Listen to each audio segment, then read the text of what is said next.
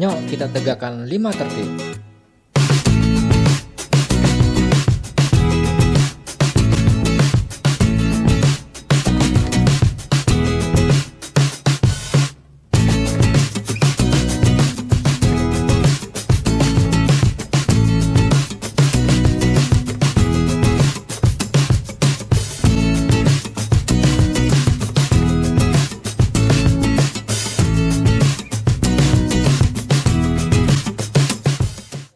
Tidur mimpi apa? Anggarkan. Nah, akibatnya apa? Akibatnya banyak sekali ya program-program di sana yang tidak bisa dieksekusi. Nah, kalau nggak bisa dieksekusi berarti kan jadi silpa. Karena nggak ada credition. Makanya saya perintahkan Pak Peda untuk bikin 10 tahun ke depan Pulau Seribu itu mau apa? Kita orang datang ke sana. Itu kan beban. Kalau nggak dikontrol, rusak tuh lingkungan. Pulau mana saja yang boleh dikunjungi secara massal, pulau mana saja yang terbatas. Ya. Karena orang datang itu juga membawa beban. Dia pasti bawa sampah, dia pasti butuh air, ya, air minum, ya. Dia butuh fasilitas penginapan, dia butuh energi listrik dan sebagainya. Ini harus direncanakan. Yang kedua adalah Kepulauan Seribu itu adalah halaman depan DKI. Jangan lupakan di dalam perencanaan tata ruang itu harus juga dikelola pulau-pulau yang sekarang ini dan terkutip kelola swasta. HPL-nya milik pemerintah. Kita tidak ingin kemudian kelola swasta kita tidak bisa masuk. Tetap harus pengawasannya dari boleh-boleh. Ya, tapi pengawasan ketat dari kita supaya tidak disalahgunakan. Itu yang kedua. Yang ketiga, karena ini halaman terdepan, maka ini pintu masuk untuk narkoba. Ya, mereka juga harus antisipasi. Ya. Narkoba banyak yang kan sudah kasih isyarat waktu itu berkali-kali, tolong Jakarta Utara sana, Pantai Indah Kapuk, ya di itu kena semua di sana. Ya. Di Koja, ya kena di sana. Nah, itu masuknya selalu dari sana. Dan sekarang polanya kan paling mudah itu lewat laut loh. Kalau lewat udara kan agak susah. Lewat laut itu bisa, itu gunakan lewat kapal-kapal masuk, bisa juga dicemplungin di laut. Koordinasi sekian, nah masuklah dia di situ nyelam, diving. Malam-malam kan boleh diving, ambil itu. Siapa yang kontrol?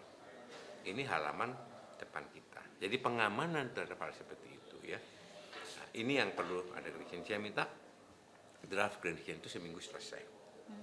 Sampai 10 tahun apa. Saya tekankan bahwa kalau kita ngelola Kepulauan Seribu itu jangan hanya lihat berapa jiwa yang tinggal di situ.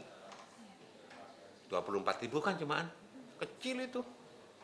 Tetapi persoalannya kan bukan jiwanya, tapi juga kita ngurusin wilayahnya.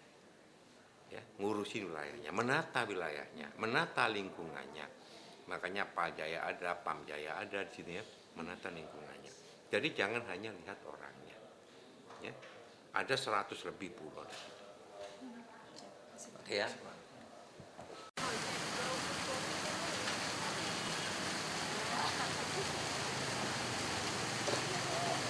Itu yang benar.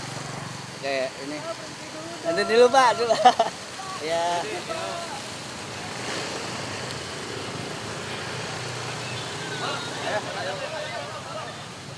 Rawan banjir, kemudian ada 50 dan RW-nya yang rawan itu ada 201 RW.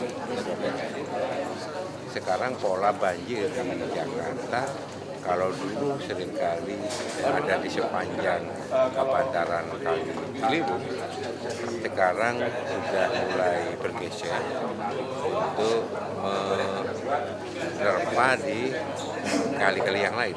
Kemarin di depan itu Krukut. Kita sudah lakukan investigasi di sana dan kita melakukan audit.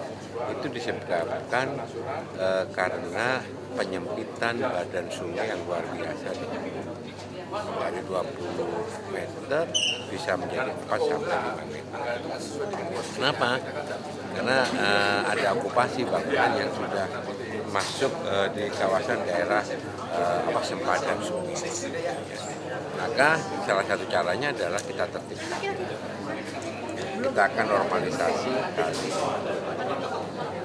Terus kemudian merelokasi beberapa warga yang itu menyebabkan penyempitan. Bukan hanya warga yang mengokupasi, tapi juga perumahan-perumahan besar termasuk. Kita tidak peduli, ya, tidak peduli. Ya, karena DKI pada prinsip tidak akan pandang bulu. Karena kita dikira selalu menggusur yang liar-liar saja ya.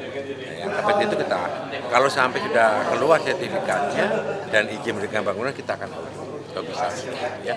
Ini kali sehingga program kita ke depan sekarang bukan hanya lagi normalisasi Kali Ciliwung, tetap kita lakukan, tapi kali-kali yang Bukit Duri itu Kali Ciliwung ya. Jadi itu sudah direlokasi ya. Hanya beberapa yang belum bersedia sudah kita sediakan kan rusuhnya di Rawabebek ya.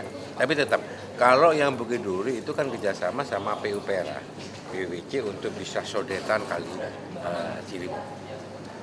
Pak, itu kan baru 1 sama 2, kan puluhan kecamatan yang rawan banjir Pak. Ya. Antisipasi apa yang dilakukan Pemprov selain normalisasi? Normalisasi tidak bisa dalam dekat kan Pak? Terus normalisasi kan terus ini, terus menerus, tidak bisa ngapain, ini terus menerus dan konsisten, tidak bisa sepotong konsisten gitu ya, dan terus menerus normalisasi. Nah, di rawan banjir itu kita sudah juga petakan mana yang ketinggiannya sangat tinggi, warna merah, sedang dan rendah. Ya, kita antisipasi sekarang yang warna merah ini, ketinggian bisa di atas 80 cm. Kemarin yang warna merah itu berada di wilayah Cakung dan Kelapa Gading. Nah, sekarang sudah enggak di sana, ya sudah berpindah kemarin di Kali Krukut, ya di Kemang itu sampai 1 meter itu, ya. Yang dulunya itu tidak terdata sebagai rawan dengan tingkat ketinggian air sangat tinggi. Ya. Nah, makanya ini pindah. Ya. Ngeles aja.